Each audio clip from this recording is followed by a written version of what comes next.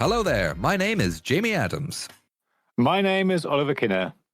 And I'm Ian McAllister, and this is Brainwaves episode 139, bringing you the best in tabletop gaming news. These are the headlines for the week of 25th of March, 2024.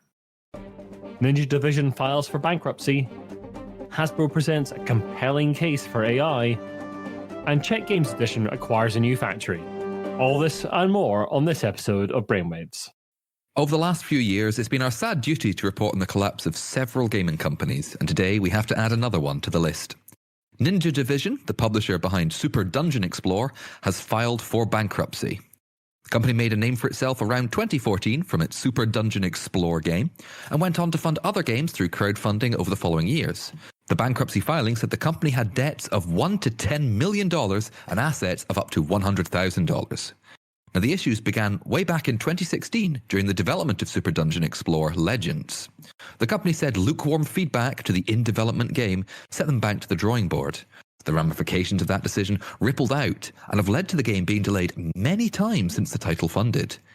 The game raised $1,290,522 from 6,611 backers. By 2017, the company had exhausted the funds to produce the game and estimated they needed another $750,000 to complete it. In 2019, the company had let go many of its staff, and it seems now the situation has reached an end. The comments on the Kickstarter are understandably angry.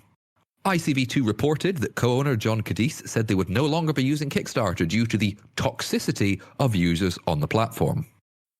So, am I right in saying that they haven't actually funded or delivered the game that funded back in 2016? They have not delivered Super Dungeon Explorer Legends, and obviously backers are incredibly angry about that because it's been a long time coming. Yeah. And the co-owner John Cadiz has come out and said that, people are toxic on Kickstarter, which I admit to some extent people can be a little toxic on that platform. Absolutely are.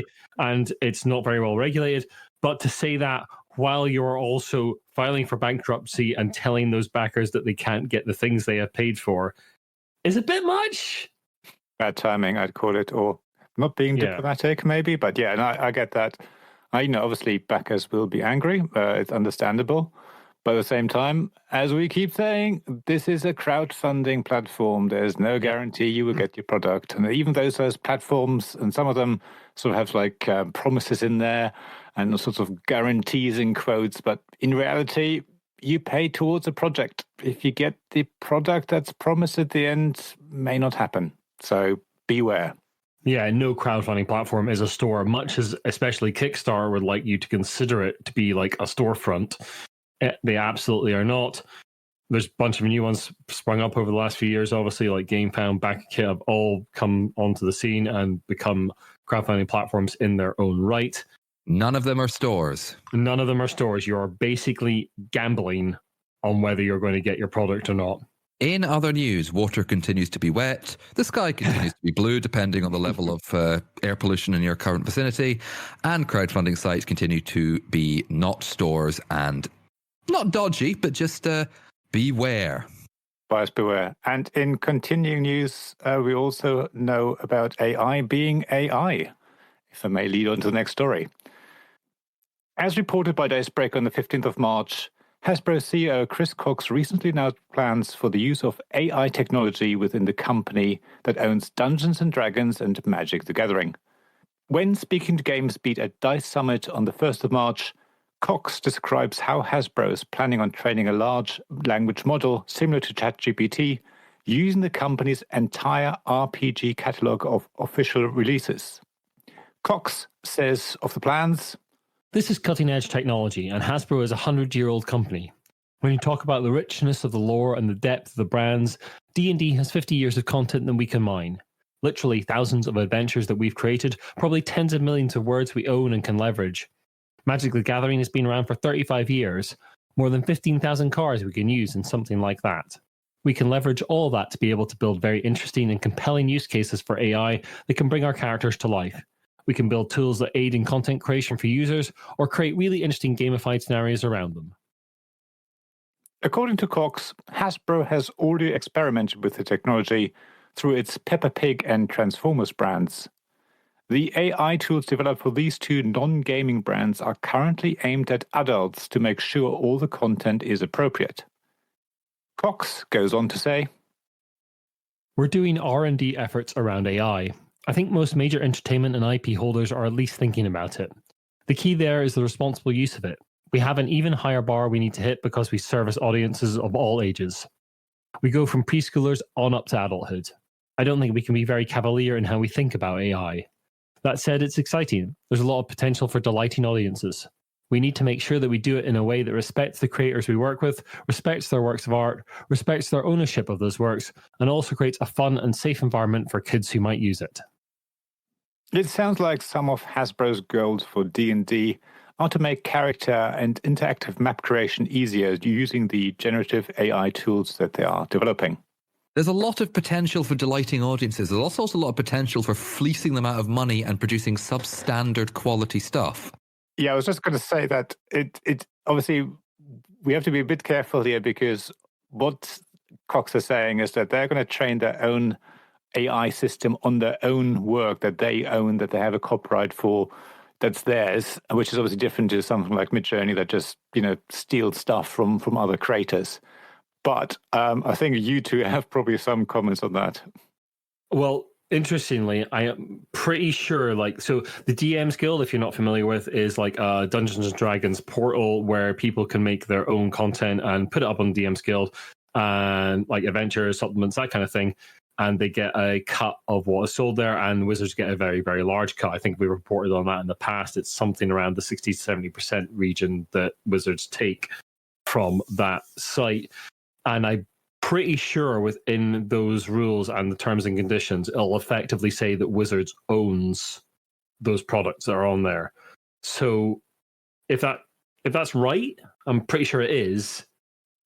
They'll be using work created by people under the OGL, which they tried to cancel at the start of last year, in order to train an AI to make future adventures for that site. Awesome. Yeah. And I think the other thing of this is this is obviously a company that likes to make profit. So even if this tool, whether you like it or not, starts out as free and will make it easier for people like me who don't know much about D&D to create my own adventures and make them interactive and make maps and all that just by plugging in some words, however it's going to work. Eventually, probably, if it does take off, it'll cost something at some point. So it'll be absolutely. people like me who'll be the alpha testers to make sure there's nothing rude going out there.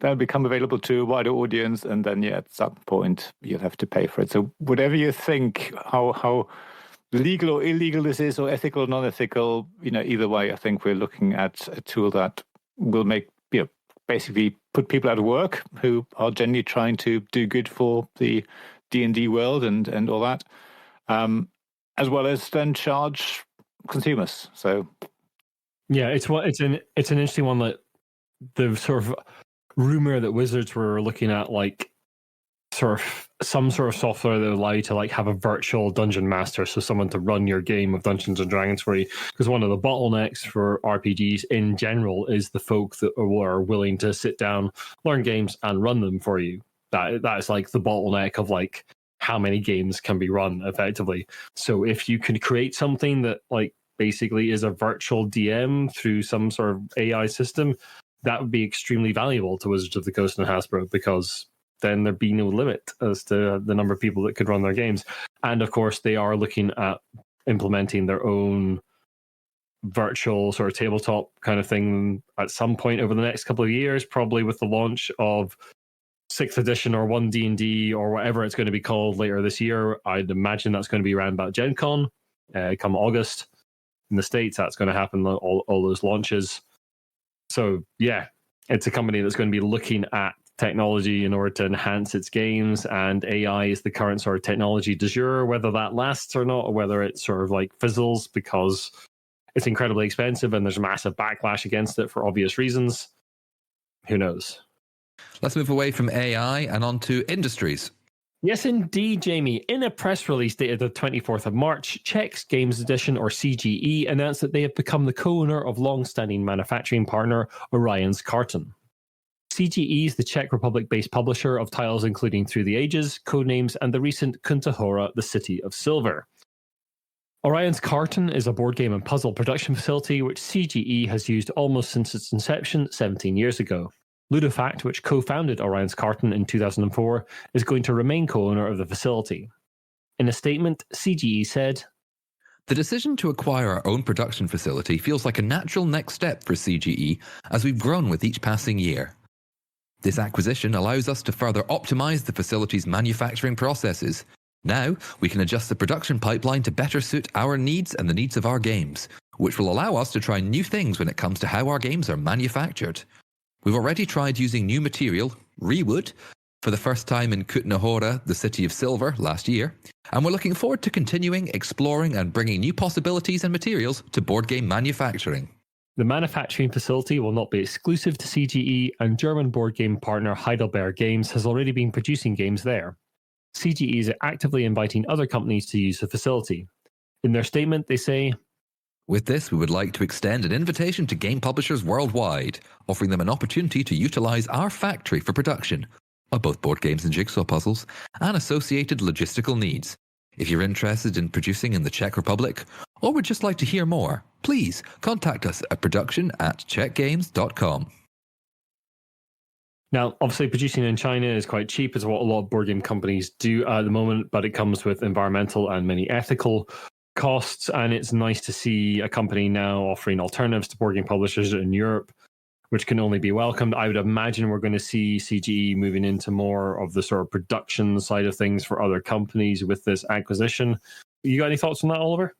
Yeah, I mean, obviously, I think smaller indie publishers have that problem trying to obviously produce as cheaply as possible. But even back in the days, I remember Rem Games using a German company to print their games locally, and they just believed in that. And I just like to see that more. But I do appreciate that, obviously, especially for smaller publishers, it's easier in some ways, or cheaper at least, to produce in China. So I get that. But yeah, the more opportunities we have within Europe, or at least closer to home, as I said, whatever closer means to wherever you are in the world, of course, the better, because then, hopefully costs will come down, prices will come down. So let's have more manufacturing facilities closer to the UK, closer within Europe, and see that happening. But yeah, I appreciate in the meantime, it might just be too cost prohibitive for publishers to produce locally.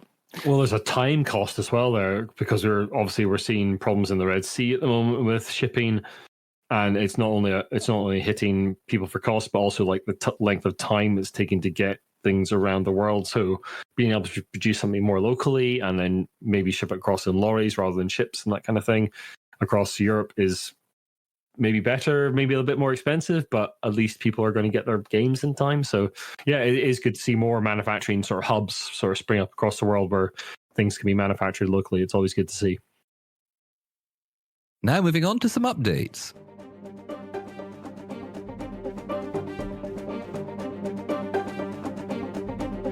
Yes, back in episode 130, we reported the German game manufacturer Haber had entered voluntary insolvency to try and arrest the collapse of the company.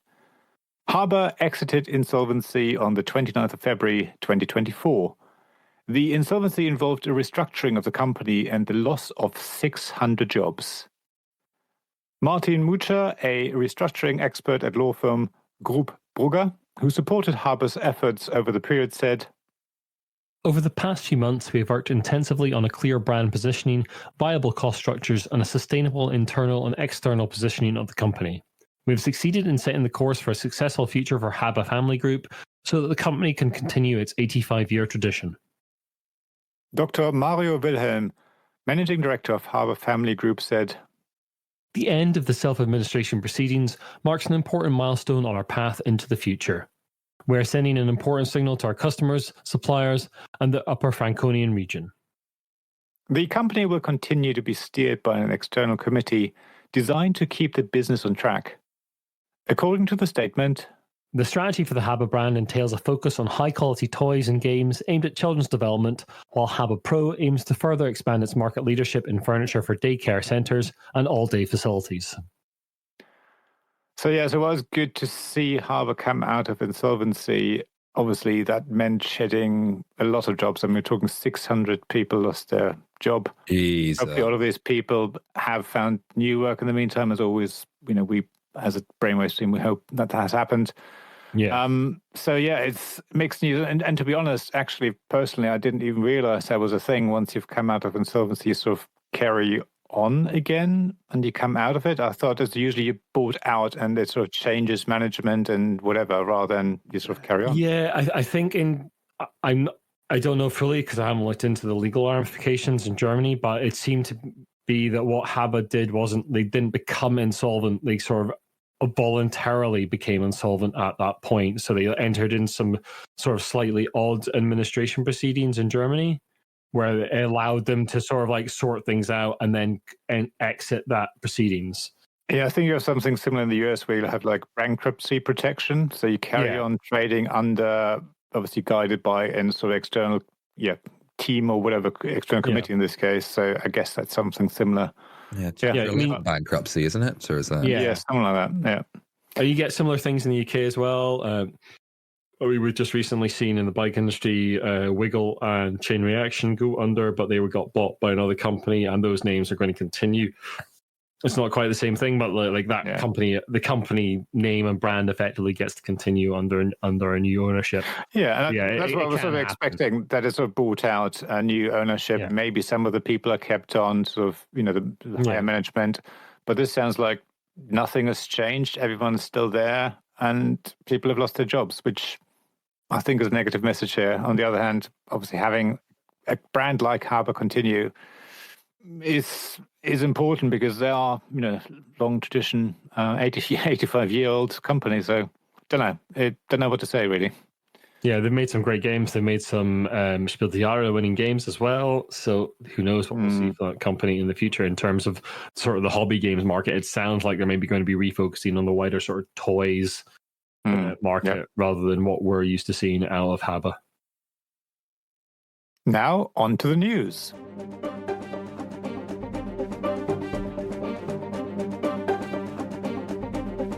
We don't normally cover press releases unless things are very interesting enough to us. This story definitely piqued our interest. The National Aeronautics and Space Administration, better known as NASA, the American space people, have released an RPG adventure, The Lost Universe. They released it for free on their website and was designed to be adaptable to the game system of the player's choice. However, most descriptions clearly suggest a D&D bent, as it says on the page, for level 7 to 10 characters. And I'm sure there are lots of game systems that have level 7 to 10. Most of the time it's Dungeons & Dragons. A dark mystery has settled over the city of Aldestron on the rogue planet of Ixlaris. Researchers dedicated to studying the cosmos have disappeared, and the Hubble Space Telescope has vanished from Earth's timeline. Only an ambitious crew of adventurers can uncover what was lost.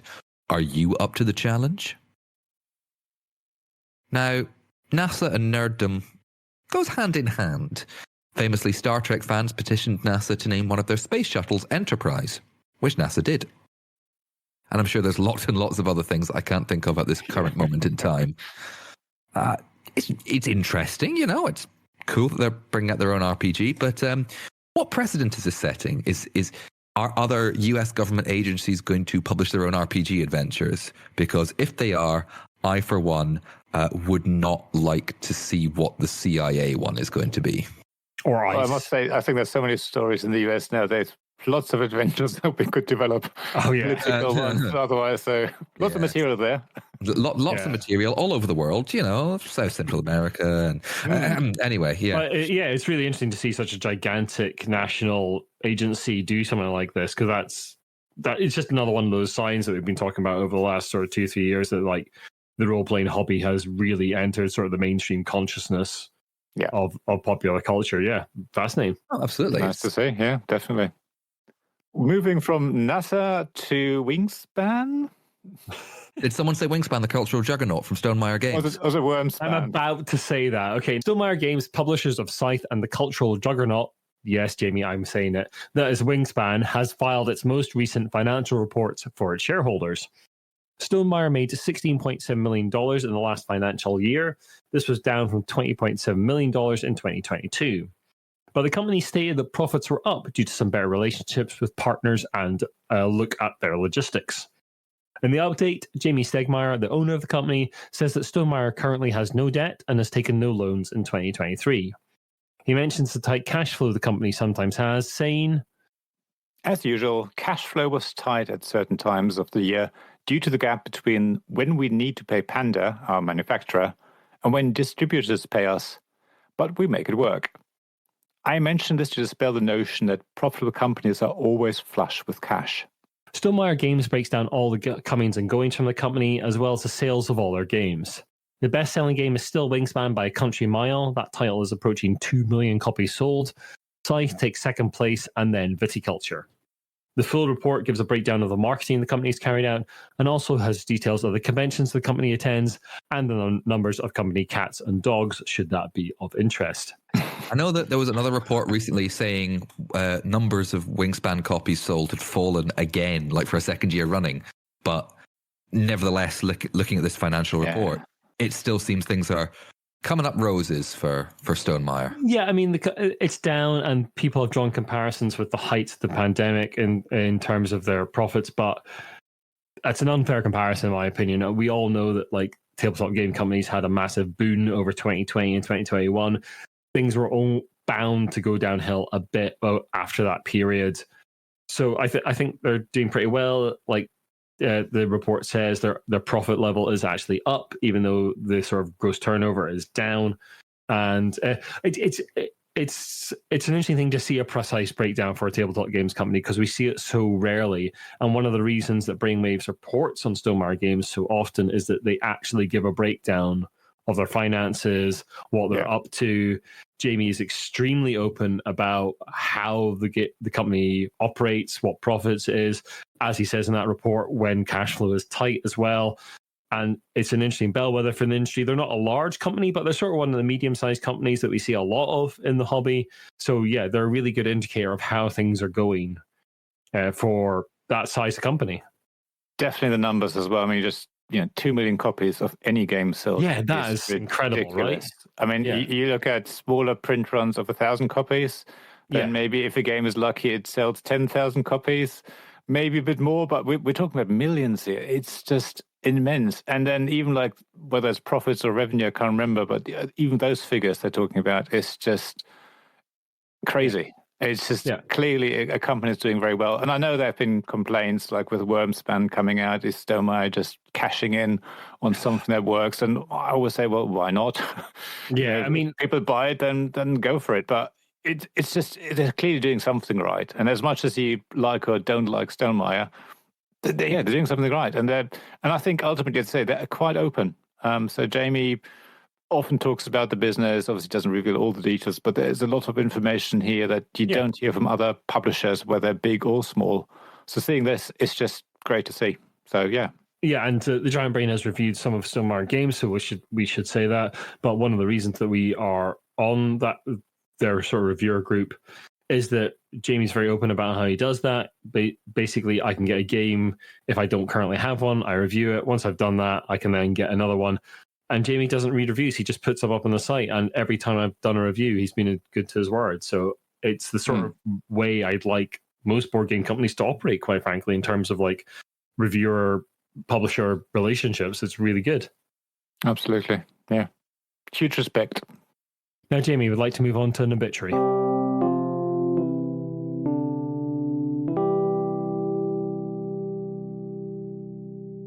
Tabletop games designer James M. Ward has died aged 72.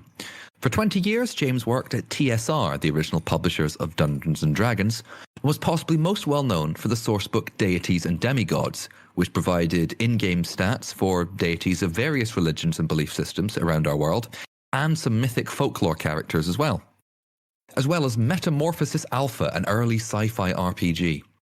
Now, after his work at TSR, which he left in 1996, he helped design a lot of collectible card games as part of the boom of that particular system in the late 90s, including The Wheel of Time, Babylon 5, and Dragon Ball Z. Also, James was an early playtester of what would become Dungeons & Dragons at the table of E. Gary Gygax and was immortalised in various settings as Drawmidge the Wizard.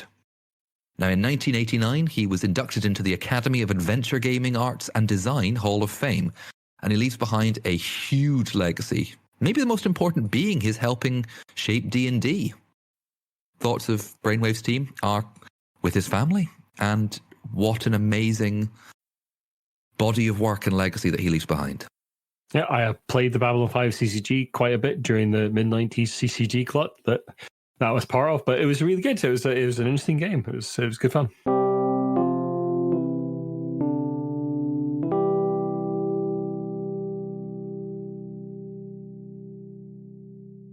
Now we're going to move on to some jobs, opportunities, and events.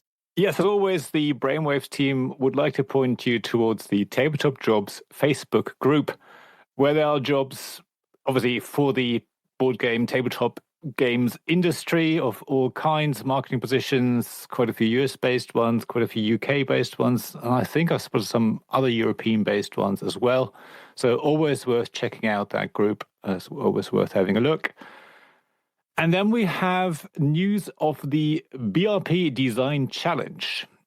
Chaosium announces their basic role-playing design, BRP Challenge, which wants to assist new and upcoming creators financially to bring their games to independent publication, either digitally or in print.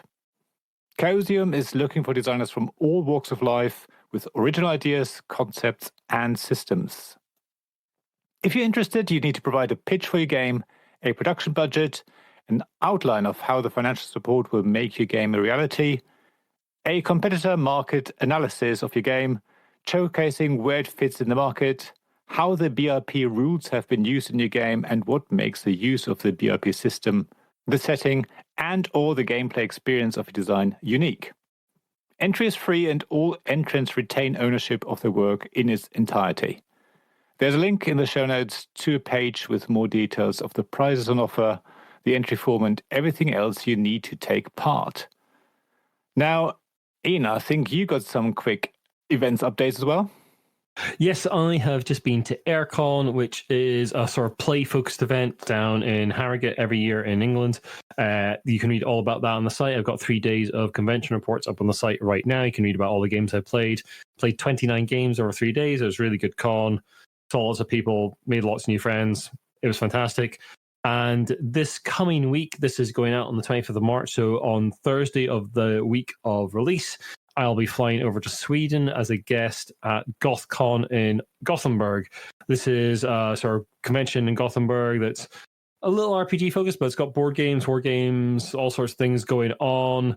I'll be over there as a guest. I'm going to be running a game of Blades in the Dark in front of an audience on mic, which is going to be an interesting experience because I've never done that before. And I'm also running a panel on the state of RPG criticism in 2024. It will be recorded, and we're going to put both of those out on the Brainwaves channel at some point in the not too distant future. They're going to be recorded. I'll get the audio for those and get those out once they are ready. The review one especially, I think, will get a little spicy because TLDR, the state of RPG criticism in 2024 is not very good. And I'm not going. And I can't wait to hear all about it. Yeah, me too. Staying at home. Sort of. Next time. Yeah, so yeah, if you are GothCon, they do come and say hello. It'd be lovely to meet you. And I'm really looking forward to experiencing what the sort of Sweden gaming culture has to offer. And please, if you do go to GothCon, please ask Ian about his favourite Joy Division songs.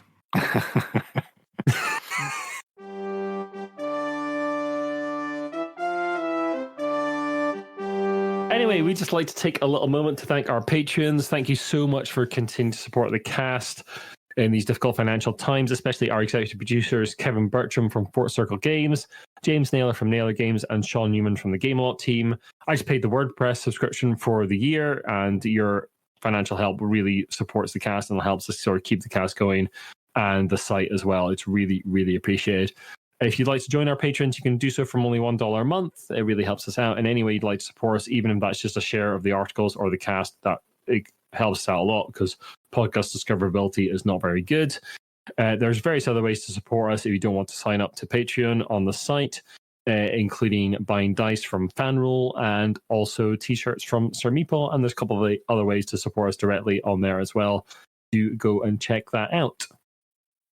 But Jamie, it's time for your yearly sort of Brainwaves review, and yet again, you have failed to bring us any Monopoly news. Sorry, I wasn't told that there was a yearly review. So actually, I think it's in your contract. I know you never gave me a contract to sign. Therefore, I am obliged to not provide you with Monopoly news, but to provide you with other kind of news, such as Uno news. I was going to say, I'm a great fan of this next article, so go for it. Great. Oh, good. I'm glad. This next story. Yeah, well, I don't know about you. First of all, I'd like to preface with a very quick thing in that I've always had a beef with elitism in the gaming circles and people going, you like this game? For example, although we rag on Monopoly a lot, I don't hate people for playing it. If you enjoy Monopoly, brilliant. I'm really glad you get some enjoyment out of that. I don't personally. I'm glad you do. Same thing to be said for Uno. I really like Uno. There's a lot of people who don't. I don't think Ian's a big fan. No, I'm not. Fair enough. There we go. But in a similar manner to Monopoly stories, this is mainly about intellectual property and games that we know. So this is Uno with some fandom-based decks.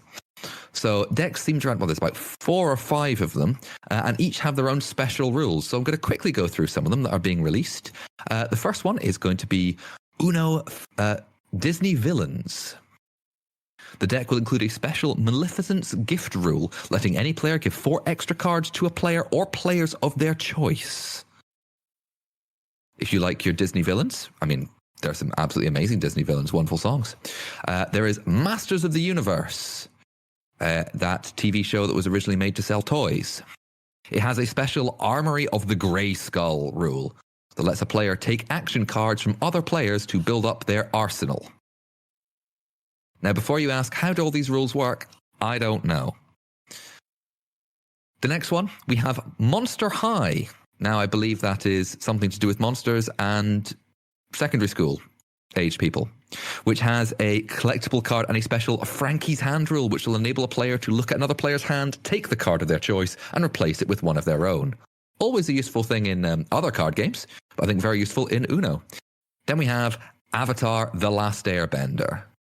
Now, it's a deck that shows off all 4 nations' bending abilities, because I was realizing that there are only 4 colors, so I assume they're going to be Earth, Air, Fire, and Water.